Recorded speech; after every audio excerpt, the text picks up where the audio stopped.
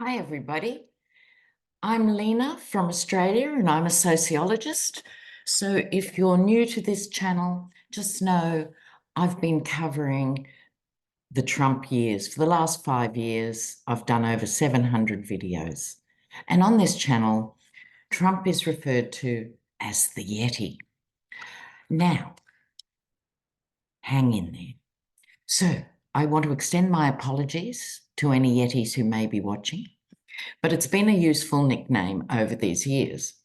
And speaking of nicknames, I think the Yeti is beginning to get worried by Nikki Haley's climb.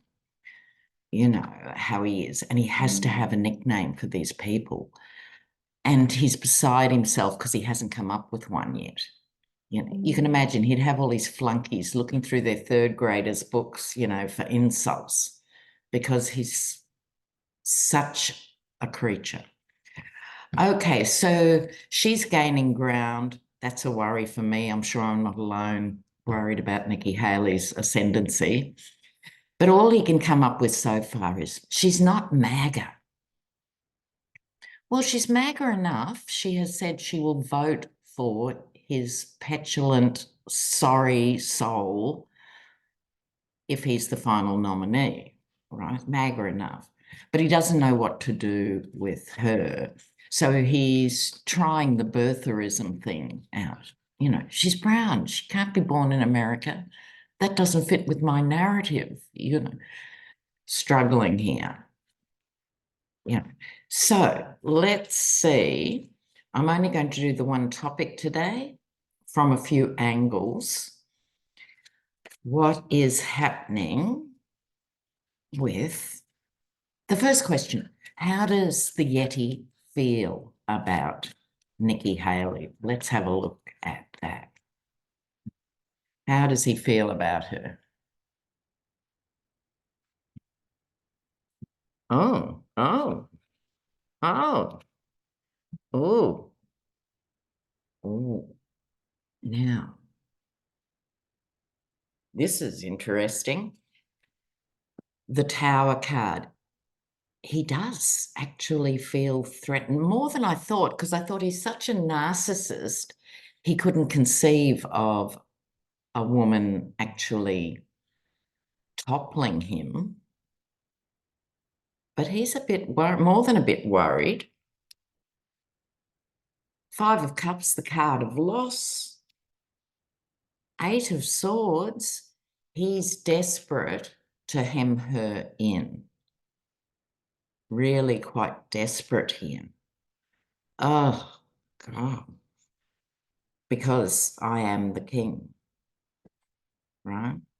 So interesting. The cards flew out of the box there. Look at that. So let's look at them head to head. Okay. She's got a lot of ground to make up, but you'd have to think if DeSantis falls out of the race or is crushed in some way and she picks up his votes, it would be the Yeti at 50% and her at 44 or 45. Then we'll see a flip out. You better believe it. So let's have a look at them head to head. Yeah, here we go. I'm going to put her on the left-hand side and him on the right-hand side. Nothing left about Nikki Haley. I remember I did a video on her in 2017. So if you haven't seen it, you can go back, and it's called The Girl Scout with an Uzi. I've been worried about this woman for years. Let's have a look. I'll put Haley's cards down and then the Yetis. So here we go. 3 cards each, unless we need clarifiers. Let's have a little bit of a shuffle before we do the Yetis. Don't worry if they're not perfectly on camera, I'll show you. The Yeti going up against Haley.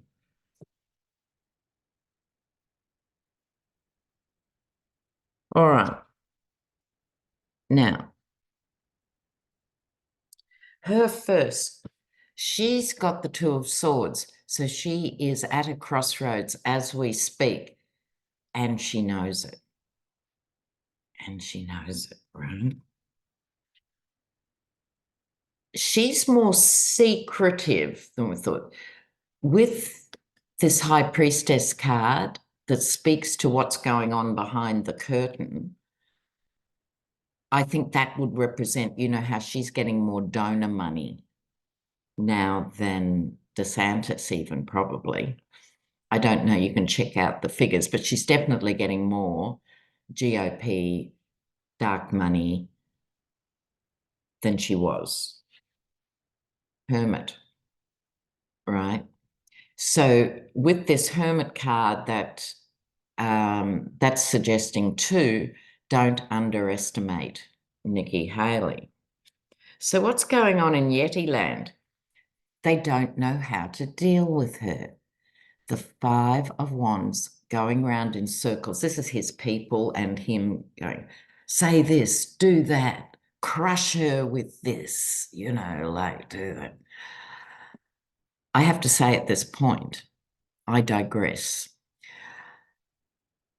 As a feminist, I would normally be more supportive of the woman, but I think she's one of those dangerous women. You know, I think look out because she could peel off those independent voters. Ugh, fills me with dread.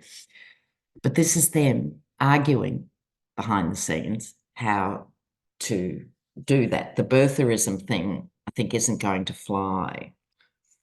Wasn't she born in South Carolina? I mean, hello. He gets the Two of Pentacles too. You see this? On uneven ground, big waves in the background. He's not on a steady footing here. It's throwing him, right? Let's put it that way. But the Magician, yeah, hate that. The power of manifestation, transformation, very powerful things. Now, if we think about the major cards in tarot, they all have a base meaning all the way up to their most sophisticated meaning. In a way, with the Magician, because it's a master manipulator, it can also, let's say, bad juju all the way to good juju. So he has the power to pull this out of the fire, and I suspect he will this time round, but he's going to have to use all the tools at his disposal to do that. So expect him to go into mega attack mode soon, very soon. Ew. So let's hope we don't have to worry about Nikki Haley till 2028, right? Let's hope, because the weaker the candidate against Biden, the better all round, at least for people on this channel, right? So there you have it for today. And I will be coming back in another couple of days and I'll be dealing with more issues. I just felt we had to address this as the primaries are going forward. I'm going to put up in the comments and pin it. There's a wonderful, wonderful, very unusual speech by a young Maori woman in New Zealand. She is the youngest person to be elected to the New Zealand Parliament. And her speech, even if it's in Maori and you don't speak Maori, you will get it. And they've got the English translation. What a powerhouse, the youth of the future. Thanks so much for watching. Bye for now. Ciao.